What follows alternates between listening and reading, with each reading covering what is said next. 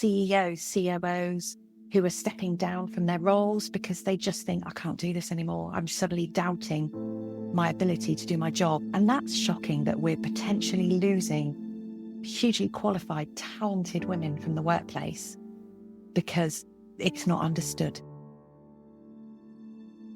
But I have been through very robust learning. It meant that I could go and share that, to talk about this so that people feel more comfortable about it and that they can understand what's going on for them.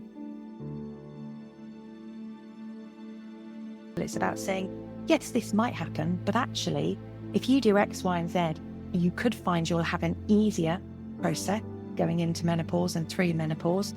But also, it's so good to know what's going to happen rather than just put your head in the sand. We don't want it to be just a fad. Davina did a great job there, but actually this conversation needs to keep on going. And the more information and empowering we can do of women and of their colleagues and their families, the better.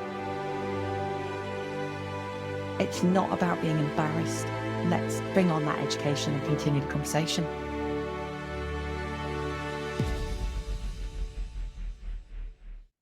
Hey, welcome to the Leaders Podcast with me, Laura McDonald, the leadership coach and mentor. Come with me as I explore the elements of leadership that give leaders like you the power and confidence to make the impact you know you can. I'll be sharing my own experiences, top tips and insights, and talking to some very special guests to share their thoughts and leadership experiences on mindset, influence, change and growth. So let's get right to it.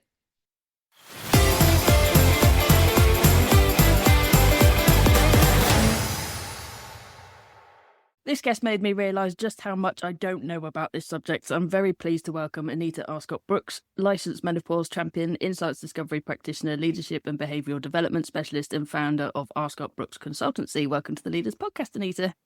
Hi, Laura. Thank you for having me. No problem at all. Before we delve into this very often misunderstood topic, every guest is asked a question to support our audience listening to serve others better by serving themselves too. And we've had a really wide variety of answers, so I'm keen to hear yours. What have you done to serve yourself in the last 24 hours? Oh, I love that. Okay. So no laughing here. I recently joined, the beginning of the year, I joined a local fitness dance group. So it's actually called On Broadway Dance Fitness. So every month we learn a different kind of Broadway dance routine, and we have bowler hats and we have feather boas, and I absolutely love it. It just totally takes me out of my day to day. It's just fabulous. It's really, the women are amazing that do it. None of us are dancers, but we just have so much fun. Of course, great for the brain because you're learning steps and have to remember these steps, but also great for movement and for making us feel good. So that's what I've done for myself. Oh, wow. That's really cool. So is it like theatre style dance? Yeah, but we're just, in a church hall. It's very relaxed. The woman who runs it makes it. She's incredible. But it's just very much about having fun. And the slogan is, dance like no one's watching. And that's what we all do. It doesn't matter that some of us get the steps wrong all the time, normally me. But it's just great fun. Honestly, we laugh a lot. We sweat a lot because it's amazing how hard it is to do. But then for me, exercise has to be fun. I'm not one of these gym bunnies. I did all that when I was younger. So I like enjoying the exercise that I do. And I really enjoy that. Oh, that sounds amazing. My wife and I talked about doing like ballroom dancing a few years ago. We never actually got into it. Oh, you should do it, Laura. You should. Me and my husband did salsa a few years ago. We did that. I just love it. It's, and of course, great for the brain as well. Definitely, yeah. I can imagine. Yeah. My uncle and aunt do it, and they were showcasing their skills at our wedding. Brilliant. Oh, well, you should have been there with them, you see, doing it with them. That would have been amazing. Dance is great, isn't it? Because it just sort of gets you out of your head as well. Especially if you've got like a desk job or something. It just gets you moving. Yeah, definitely. Moving and having fun, which is just fab. Amazing. I really love that. I think that's a great idea. Good. That's it, yeah. Be interesting to see if there's any kind of groups like that around here. Yeah, definitely. I think it's a franchise and they're kind of opening up more across the UK. But yeah, I talk about it all the time to friends and say, you've got to do it. It's just so much fun. So yeah, have a look. And that's how you know it's genuine, when people share it. So Yeah, definitely. Yeah. definitely. Oh, that's amazing. Well, thank you very much for sharing that. We have known each other for a couple of years now, but I actually don't know that much about you, despite Okay. how often we've spoken. So I'm a little intrigued to hear a bit more of your story. So how did you get to this place in your life? So I never really knew what I wanted to do. I'm not going to go through every job, by the way, here, but I never knew what I wanted to do when I was at school, other than maybe own a sweet shop. That was my kind of initial thinking. But then I kind of went down business studies, HR route when I was at university, and really enjoyed I used to do wages for a very big supermarket chain. And then as part of the induction, I used to say to the training manager at the time, can I come in and do the wages bit and talk about tax and NI and all those? I used to find it fascinating, loved it. And she was like, oh, yes, please. And when I did that, I suddenly realized how much I love helping people understand things, and had no qualifications in it at that point, but just really thought this is great. And seeing people go, and that's why that happens. And what, and I just loved it. So I then carried on, and I actually went into customer service with the same said supermarket, and then went on to go on and do my CIPD in learning and development. And I then became a learning and development manager at that supermarket and looked after 800 staff. And I did that, and I realized that I actually loved this and I wanted to do a bigger role, but they didn't have anything bigger for me, and they'd earmarked me for HR manager, and I didn't want to do that. For me, it was just the people development side that really floated my boat. So I left there and went into a full L&D role, and that's been my journey ever since. I've been fortunate to work in lots of different organizations doing that, lots of different industries. And then, so I'm actually employed at the minute, but I work 3 days a week. And I decided in January 2020, not the best year, but I decided in January 2020 that actually I wanted to set up my own consultancy. I'd always had this hankering to do it. Very quickly realized as we went into COVID shutdown, that wasn't the best decision. So put that on hold while I managed, like we all did, homeschooling and trying not to go crazy and all those things that we were doing in that time. So then it really kicked off in 21. And I specialize, as you said before, I specialize in leadership and behavioral development. I do quite a lot of one-to-one coaching with clients. I've done insights discovery. I've been a practitioner for, must be nearly 25 years now. I love insights discovery as a psychometric tool. I just have seen it being so valuable over and over and over again, and use it in lots of different ways with organizations. And then back in 22, my menopause symptoms were probably quite not extreme, but extreme for me. And I kind of felt, actually, I need to understand what's going on for me. So my journey to becoming a licensed champion was very much actually started with me understanding what was going on with my body. And I was doing loads of research online and trying to understand, and wanted to feel more empowered when I went and spoke to medical professionals, because I just thought, I don't know anything what's going on. And I feel almost a bit stupid when I have those conversations.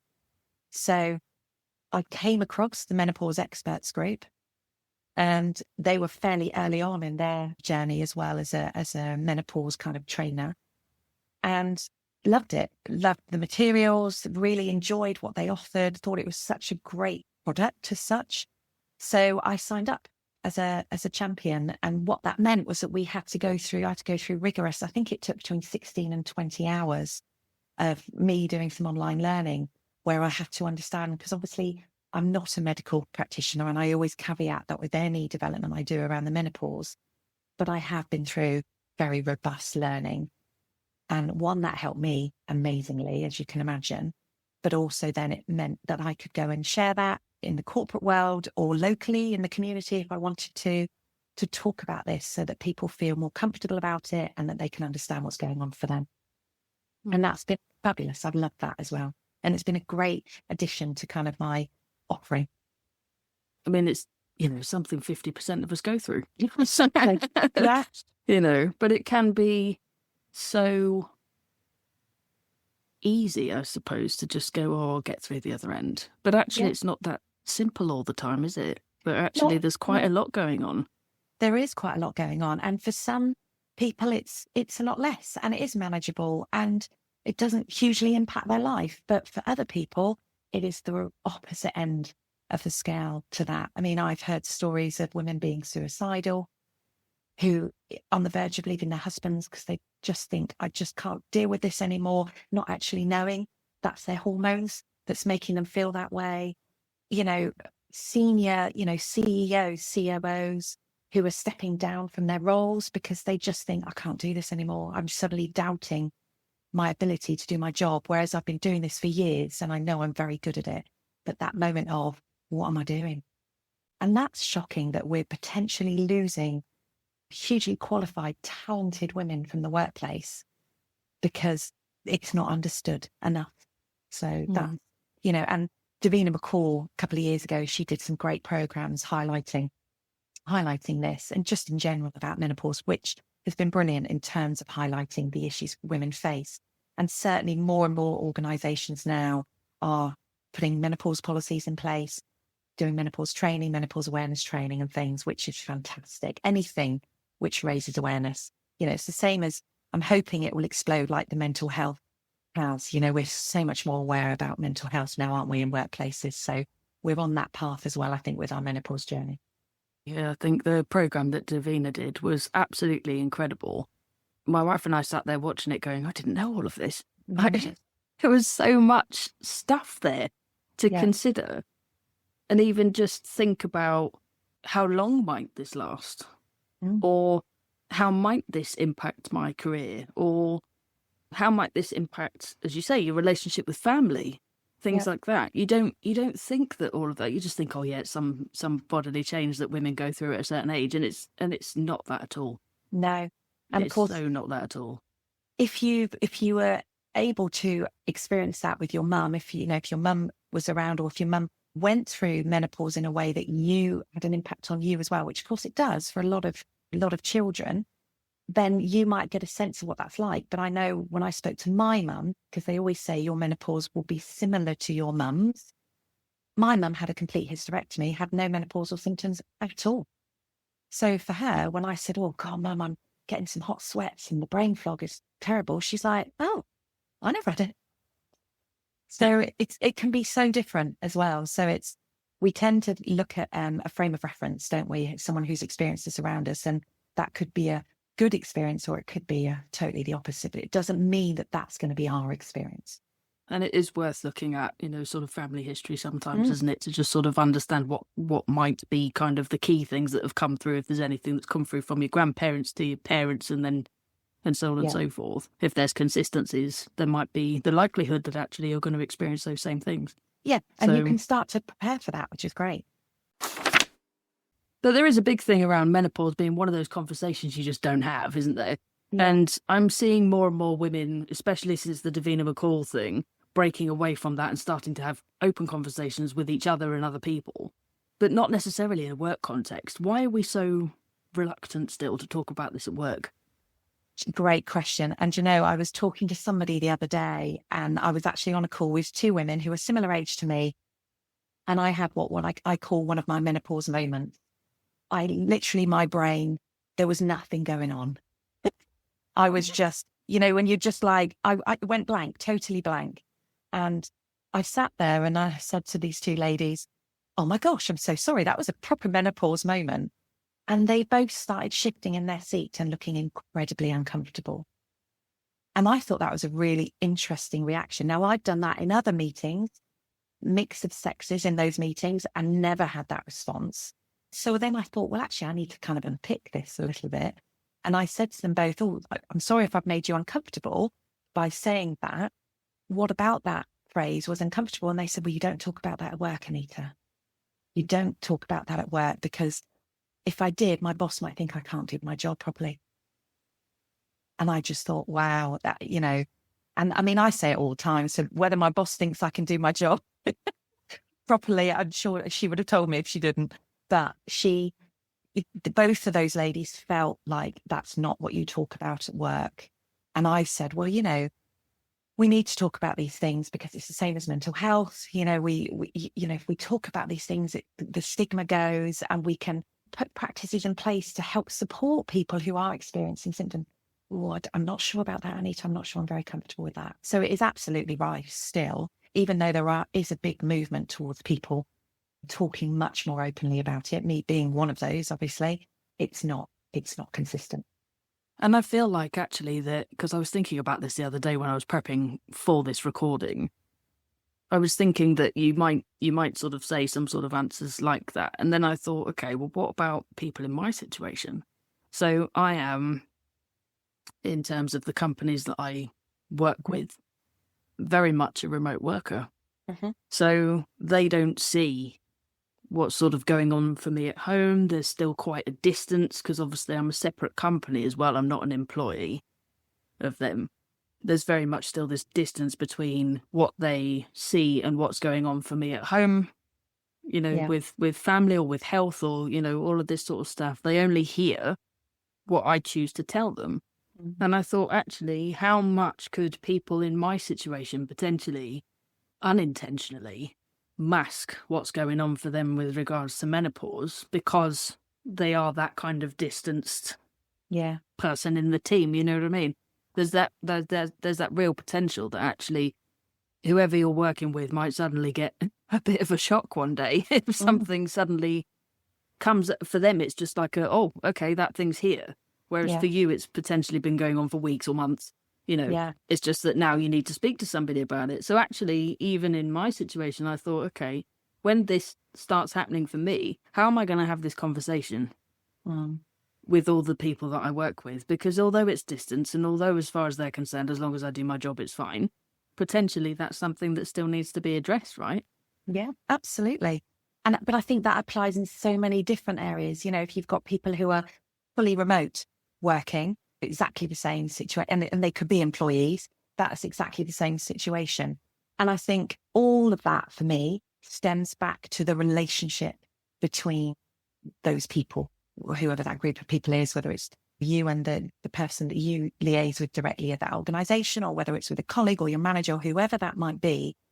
That relationship is key, and building it to a point where people feel I can go to that individual and go, I need to tell you what's going on here for me. Now, there will always be some people who say, I'm not doing that. And as a manager or colleague and associate, you can only go so far, can't you, to build those relationships. And if somebody refuses to tell you, then that's their choice. The problem is we can't help if we don't know. So we want to, as much as we can, create those open lines of communication so that we can have that. And I think by doing things like, so when companies do menopause training with me, they then get a digital badge that says they're a menopause friendly employer, which they can use during their recruitment on their recruitment campaigns or wherever they're looking for new starters, but also just in terms of their own website. So they can showcase this and go, we are happy for you to talk about that. Because if I saw that and I was applying for a job, I'd be very comfortable then to say, you know, actually, I need to tell you what I'm experiencing. So things like that can really help. Having a menopause policy obviously it shows how important it is to the organisation and shows that they're really open to have those conversations, I think. And just training the managers how to have those conversations because it's sensitive. And of course, you'll have a female employee, male manager, could be quite a challenging conversation depending on that male manager. That's not always the case, but it could be. It's just because it's a different sex to you, isn't it? And for, you know, exactly the same the other way around. If you had a male employee talking to a female manager about something personal, sometimes people find that challenging. So it's how do we do that to make people feel as comfortable as possible? So for me, it's all about the relationship building, which you all agree with this, Laura, I'm sure anyway, but that's the root of, I think, any relationship and any manager relationship with a member of their team. Get to know the individual. They're not a number, you know, all of those things we know, but even more so important when it comes to people talking about their health and well-being. And this is just as important as any other condition. Mm-hmm. Yeah, absolutely. And that's the thing. I think because it's not new. Obviously, we've always experienced it, but because it feels newer, because we're now talking about it, I've had male managers say to me, I don't know what to say to my, you know, I've got a team of women who are either menopausal age or approaching that. And I feel uncomfortable having that conversation. And that is brilliant because they're saying that so we can then do something about it. It's when they kind of just say, oh, I don't want to talk about women's problems, which I had years ago when I was employed. I, went to my male manager and said, I've got this going on. And he was like, oh, yes, just get yourself to the doctor, Anita. Yes, I don't want to hear any more. I mean, So I'm hoping that doesn't happen anymore, but I think I'm hoping a lot there. So, yeah, we need to help managers to have those conversations. Definitely. 100%. I always, when it comes to these kinds of conversations, I always think of my granddad. Like, he obviously was around a bit when we first had our son. And there was a few things that were kind of what you'd still consider a bit more private. Like, we were quite confident to just sort of talk about it. So things like breastfeeding and stuff like that and all the equipment that goes with that. My granddad did the washing up while he was here one day. And he started washing up some of that equipment. And then all of a sudden I realised I was talking to my granddad about this. And I suddenly went very bashful. And he just sort of went, oh, no need to be embarrassed around me. And I just thought, if all the managers were like that, if they had that attitude of what my granddad has, then actually this conversation would be much easier. Like, no need to be embarrassed around me. Just talk about it. I've been there. Yeah. And I wonder if some of that is also an age thing. He's been through all of his life experiences and he's got to the point where, we're all human beings. We all have stuff going on, don't we? So let's just talk about it. That's great. I love that. Absolutely. More people need his attitude, I think. More people like your granddad. Yes. Definitely. Okay, so you've touched on like quite a few of the sort of symptoms and signs of menopause already. You've talked about things like the way it can affect your thought patterns or your mental health. You've talked about like that potential feeling of imposter syndrome. Obviously, there's a range of physical symptoms that, doctors could talk you through and all this sort of stuff. But many people might not really understand like potentially what the options are that the clinicians might sort of offer to you. Obviously, HRT is a common thing. Are there other things that people might be using to be treated for menopause that might actually impact them in the workplace? So the thing with HRT to start with is HRT is great for some women. I actually take HRT and I find it really helps me. For other women, they don't want to take it. They don't want to have those chemicals. Well, not chemicals because they're bioidentical. So what they do now is they use chemicals that are bioidentical to our hormones so that it's much better than the hormones they used to use years ago because that was not so good. So yes, they use that and some women are comfortable, as I said, but other people don't want to do that. And that's absolutely fine, obviously. Then you've got other women who can't use HRT for medical reasons. They might have been through some treatment or medical procedures that HRT is not an option for them. So I do get this question a lot, what can I do? And actually a big thing that people can focus on, and I know people might groan when I say this, but is diet and lifestyle. I mean, we know this, don't we? Just general well-being and our health. But what we're eating, we know has a massive impact on our body, how much sleep we get. All of those things can affect. Now, you could argue, well, that's a never-ending cycle because actually my hormones mean I wake up in the middle of the night, so that affects my sleep. And then, so I'm not getting good sleep and that circle goes round.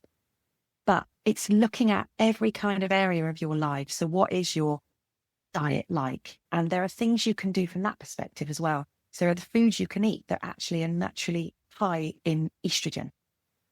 And that's a great way then of having estrogen in a natural way if you don't want to go down the HRT route. So I've got a leaflet that I provide to people who, and talk about actually diets in different parts of the world are higher in these than perhaps we are in the Western world where we eat much more ultra processed food. So that's certainly something you can look at, your whole diet, your exercise. And it's not about necessarily doing 5 workouts a week or whatever it might be, but doing something, as we said right at the start, something you enjoy that makes you feel good, it's make you move. We know as women, and I was going to say it then, and I hate this expression, women of a certain age, don't you hate it when people say that? What does that mean anyway? It's just, or over the hill is other things I've heard people say, or getting on a bit, or all of that drives me nuts. So, I'm 51 and I am very proud to be 51. I just, the whole language around it is bad. I've gone off on a tangent there, haven't I? Sorry, Laura. It's all right. But yes, the diet and lifestyle piece can play a massive impact. Finding something that's good. We know women, as they get older, they need to do some more muscle work. It's not just cardio. They need to be working out muscle mass as well. So it's looking at things will do that you'll enjoy, that's sustainable, that's fun, that also for mental well-being, like, me with this fabulous group of women all laughing and giggling together. It's way more fun than any hours I used to do on a treadmill years ago. So it's mentally stimulating for me as well as physically good for me to do that. So yes, there are things people can do without taking HRT. In terms of how that might affect them in the workplace, I suppose, it could be partly if you're working with people and you're going to face-to-face events where there are meals and things like that, it's being mindful that people might have different dietary requirements. It might not be due to allergies and things, but it could be that actually they're just not eating X for this period of time because that actually makes their symptoms worse. So being mindful to ask the right questions that will help people stay on plan and things like that. And making sure that people have the fluids and hydration that they need, that we know is really, really important. I'm not sure there's an awful lot more you can do if you're looking outside of HRT, but if somebody's taking HRT, of course, they don't have to tell you within a workplace. Again, it would be great if somebody was comfortable enough to tell them that, especially if it's early stages of taking it, because they might have side effects going on that might make some symptoms worse or something. Many people don't, but some people will. So yeah, it's just thinking, again, it's that open communication line, isn't it? Definitely. And sort of especially with the diet, I think, kind of probably the route you were trying to go down was creating a structure where if they need water, they can go get water. If they need certain food, they can go get certain food. And just having that consideration. So if you do, a Friday pizza party and somebody's not eating something that's on the pizzas, order a pizza they can't eat. Yeah, brilliant. Yeah, exactly that. Yeah, great example. Yeah. But then, of course, you've got the people who don't want to eat pizza at all. So what do we do then? So it can be a challenge sometimes. But, as I always say to managers, just ask your team. Just ask them, what would you like to do? Rather than a pizza party, what would work for you? And it might be that you rotate it. You do different things and there's so many options there. So just asking. And if people don't tell you, that's up to them and that's their choice. But at least you've asked that question. Like you said, you can't solve a problem if you don't know it exists. So no, exactly. Cultivating those positive, open, honest relationships with people, it really does matter. Because the last thing you want is to feel like you couldn't help as a leader. You don't want to feel like, oh, actually, I could have supported that person, but then I didn't. And it's but if you're able to just try and cultivate, do your best, because that's all you can do. Some people still might not tell you anything, but and still have the most positive relationship with you that they could possibly have. But it's just about knowing that you did everything you could to make that person feel comfortable. So if they choose to come to you, then they will. Absolutely. And I think the more we keep doing that, that they might not feel comfortable now, but further down the line in that relationship, they may start to open up. I wear my heart on my sleeve all the time. You probably realise that, Laura, and I'm very open. But other people are very different to me, and that's their choice. Of course, that's fine too. But they may start to open up a bit more. They just take longer to build that trust and that connection with you. So I know we talk a lot about what leaders can do for their teams in this scenario, and obviously we've spoken a lot about that already. But if you are a leader going through menopause yourself, what might be coming up for you? Because as far as many people see, there's nothing to worry about. You just kind of carry on, or you get treatment from the doctor and off you go. But if you are the leader of a team and you are going through this massive journey, what suddenly might be a concern or an issue that wasn't there before? Well, I kind of going to change my answer to that slightly and say, if I was a leader in an organisation, as we do with most things in our life, I would find out what's going to be happening for me. Be empowered about your own body and your own health. And like I said, that was the reason why I started researching this, because I just didn't know. When I spoke to my mum and she couldn't tell me anything, I suddenly thought, and I spoke to my sister, who's a little bit older than me, but actually I needed a lot more information than that. So that's why when I do training in organizations and I have perhaps the person organising the training will go, well, I've got quite a lot of younger team members. So, and if we're doing, let's say if we're doing training specifically focused on women, which I do training for men as well, and we do mixed and we do manager training, we can basically make it, bespoke it to your needs. But if we're doing training just for females, I've had people then say to me, well, they won't be invited because they're only in their 20s. And I always go, no, that should be our target audience for the future. So they go into it feeling empowered. And what I don't do is scare people, because it's not about going, oh, you're going to get night sweats and you're going to put on loads of weight and all these. It's not about scaring people. It's about saying, yes, this might happen, but actually, if you do X, Y, and Z, you could find you'll have an easier process going into menopause and through menopause. But also, it's so good to know what's going to happen rather than just put your head in the sand, isn't it? I mean, some people like to do that. I always think it's not the right thing, especially not with your health. So learn independently, or get someone in to help you, but just understand what's going to go on. And from a lead, so once I know what I potentially might experience, I can then start to understand how potentially that might affect my team. So from their menopause perspective, but also understanding how any potential symptoms could impact me if I recognize them. And of course, the more we know about symptoms, the more we're able to spot them when they do come. So if I've been incredibly confident in my role and delivering and have no issues about my ability to deliver, and then suddenly I start getting moments of doubt and concern and feeling like I'm not good enough, then that's, if you know that that's a potential symptom, then you can start dealing with that straight away and not let it grow and grow to a point where potentially you end up leaving the role you're in. So for me, all about knowledge is power. Definitely get that knowledge under your belt, understand what's coming, put training in place. I was speaking to a potential client the other day, and their attitude was brilliant. So they were saying, right, so, we have a very female heavy SLT. We are all approaching menopause. We want to understand what's going on for us. But more importantly, we want a session with everybody in the organization so they understand what they potentially might experience or what their colleagues will be experiencing. And I was just like, brilliant, because, they're like, it's here. It's half of our business. So we need to understand this in more depth. So that is great education. And then after that, it's everything from those connections, as we've already said, the communication, people feeling comfortable enough to go, do you know what, Laura, I'm really struggling today. I've had a brain fog moment, or I'd never really had night sweats as one of my symptoms, but one of my very close friends has. And she was up 5 or 6 times a night and she had to change bed sheets every time. Now, one, that impacted her relationship with her husband because they ended up sleeping in 2 rooms. But also, she said, I am absolutely knackered. And she just couldn't function. She drives a lot for her role. And she, I said to her, you need to speak to your manager. So she did. And what they did there is then, for a period of time while she was experiencing these symptoms, she actually started her shift later.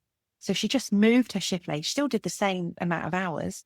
But for her, she didn't seem to have the sweat so much kind of early hours of the morning. So she got a bit more of a solid amount of sleep. So little things like that can make such a difference. Doesn't cost the organization anything, So there's having sanitary products in the toilet if you're office space, because sometimes that's another symptom. Your periods are very erratic, or they could be a lot heavier than normal. So then that means that you might run out of products that you normally carry in your bag and things. So again, doesn't cost much, but again, that can make such a difference for somebody.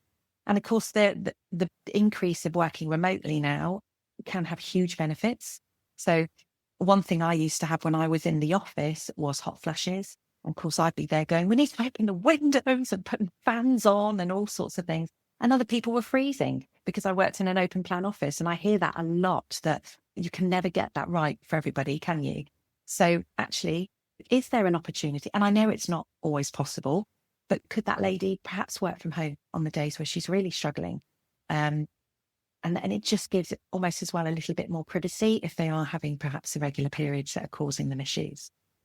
The stories I've heard, Laura, honestly, women in workplace meetings and wearing light coloured trousers and, just suddenly having a period and being in a meeting. And it's heartbreaking that we don't have kind of just little solutions in place that can make such a big difference to people. And it is small things. I think that's what gets me most about this, about all the conversations surrounding it as well. Oh. It is really, really small, tiny changes that we can make that just make women's lives with regards to this and similar subjects so much easier, so much more comfortable. And actually that then feeds into that retention of all that talent, because there's certainly a lot less risk of them getting to a point where potentially there's an embarrassing moment, or potentially there's like an uncomfortable moment. Even if nobody else is uncomfortable, the person themselves might be sitting there thinking, oh God, what does everybody think of me? Yeah. And you've already touched on the kind of sort of imposter syndrome thought patterns quite a few times already today. That same thing could be kicking in at the exact moment that they think they should be embarrassed, even if nobody else is. Yeah. And that can be really hard to deal with, can't it? You mentioned earlier about like CEOs and all these people in sort of more high-ranking positions stepping down. Obviously, there's a further impact to that in that we talk about gender equality and gender representation at all levels of organizations. Women in CEO roles, exec roles, director roles, obviously they're vital for that representation. So to lose them through something that they were always going to go through, yeah, it's just kind so of sad. seems a bit, really, really hard. Like, is there anything else that you think we can do to support and empower women leaders in general in those more senior positions to just go, okay, there's some help, like there's some resources, there's that kind of empowerment back, there's your empowerment back to stay where you know you've earned it? Yeah, I suppose if you're looking at a CEO, for example, the SLT, understanding what's going on for that individual, and it's about breaking down those mindsets of, oh, she's lost a train of thought today, she's losing it, and those kind of expressions that people say, maybe in jest, but that doesn't help anything, So it might be, it's the relationships again. I keep saying this, but the relationships are really important. But again, if I, as a CEO, recognize that in myself, then it could be at that point, do I know to go and see a medical professional to see if there's anything that medically I want to explore? Might be getting a coach. We can get coaches to help support in terms of the imposter syndrome, the well-being side of it, I think would be really good. Maybe even if there's CEOs in similar positions, I always think CEO roles must be quite isolating. Certainly I've worked in companies where I'm the only L&D person, and I find that quite isolating, if I'm honest. So I make sure I have a network of other L&D professionals who I can reach out to and go, God, what would you do in this situation? Or because we don't know everything, do we, Laura? And it's great to banter around ideas with other people in the same field as you. So if CEOs had a network of other women who have gone through this or are going through this, to talk about it with them, knowing that it's in total confidence, I think that would be really useful as well, if you can find a trusted confidant. It's going to take time, isn't it, to get to a position where this is very openly talked about, just for the very nature of what it is. But I certainly think we're on that road, and we just need to keep doing it. It's like anything. We need to keep talking about it.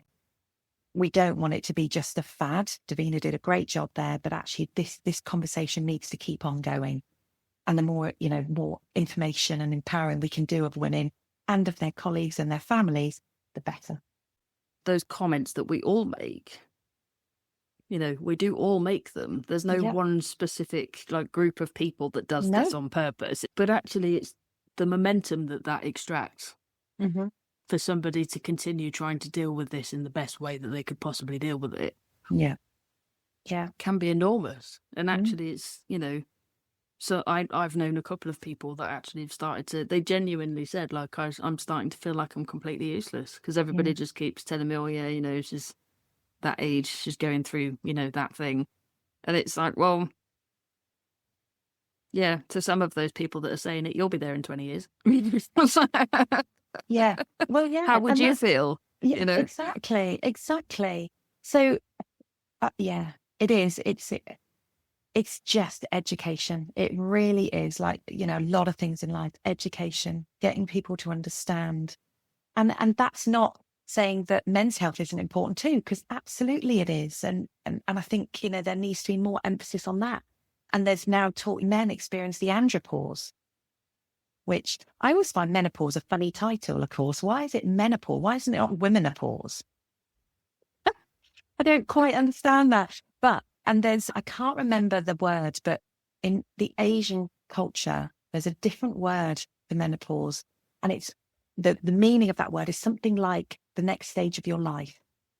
And I love that. I love that it is, and one thing, a great way to explain this to people, because when I started having symptoms, and my first ones I had were the hot flushes. I mean, literally, I'd be, and it's the weirdest feeling. If you've never had one, it kind of comes from within. And I would be there stripping off my clothes going, oh my God, I'm boiling. I'm boiling. I'm boiling. And not almost, not even sweating or going red, but I felt like I was burning up. And then within seconds, I was freezing. So I'm putting all my clothes back on, and my kids, 2 boys, looking at me going, what are you doing, Mum? So I remember explaining it because my eldest had just kind of hit puberty at that time. So I said to him, just as your body is going through puberty now and your hormones are doing all of this and going up and down and shifting and changing, that's what my body's doing.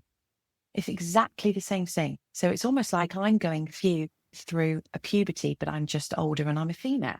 So it's a different experience.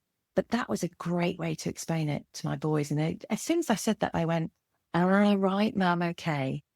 So it's explaining it to people that makes sense. It's not about being embarrassed about talking about it, and just let's bring on that education and continue the conversation, as I said.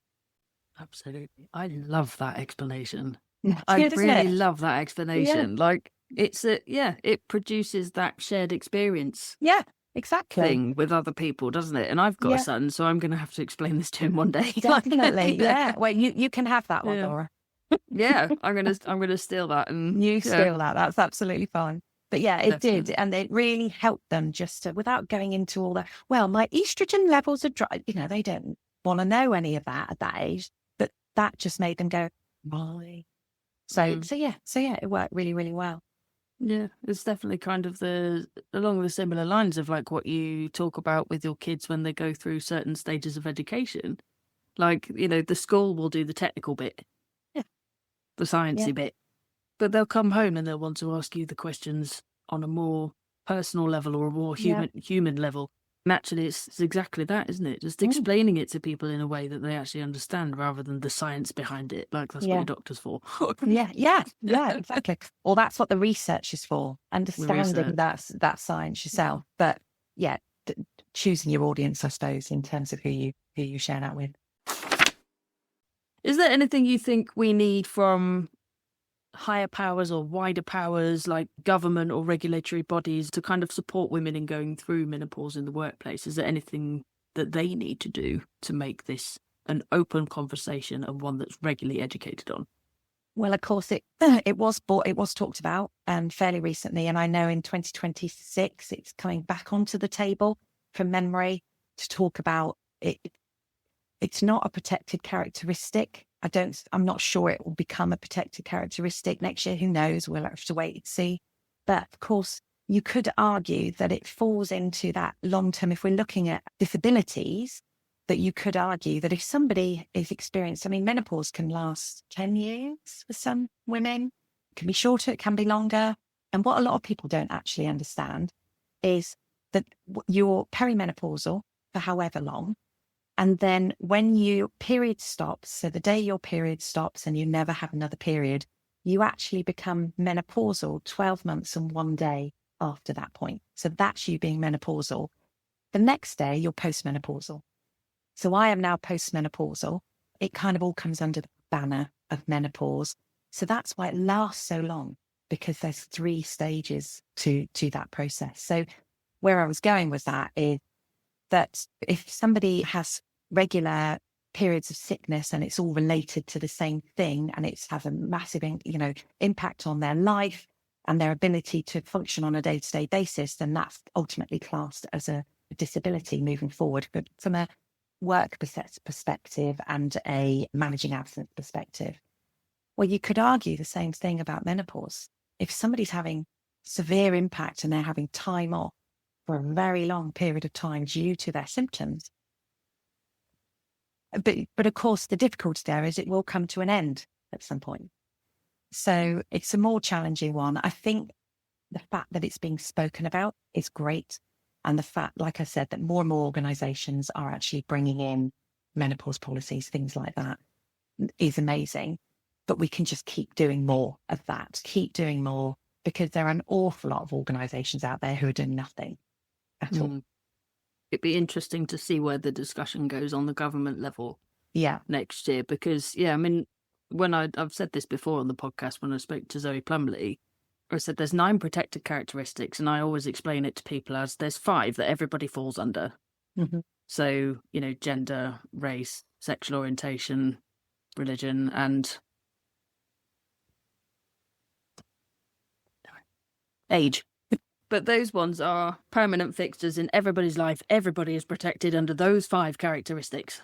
No matter what age you are, no matter what religion you are, no matter what race you are, etc., etc., etc., you are consistently protected under all 5 of those. The other 4 are what I call circumstantial characteristics. So they either happen to you or they don't, basically.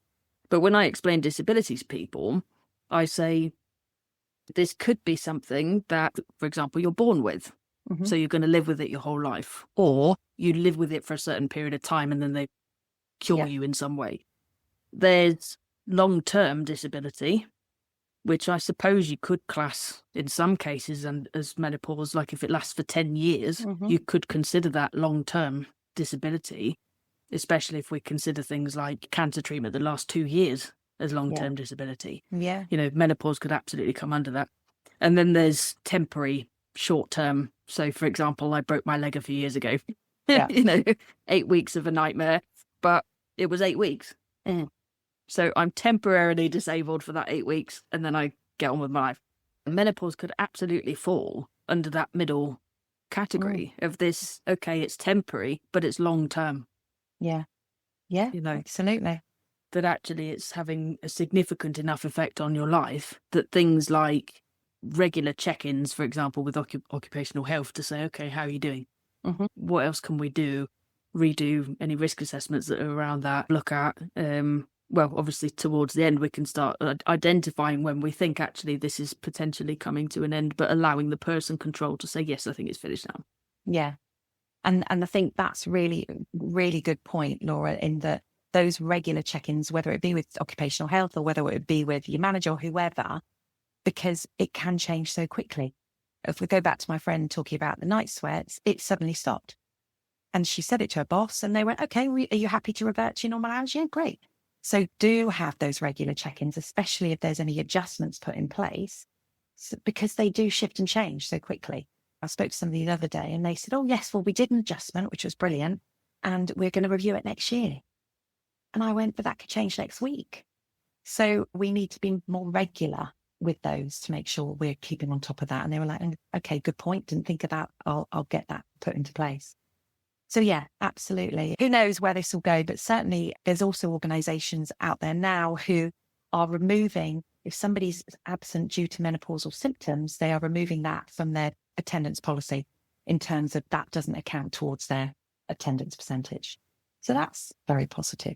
So there's definitely steps happening.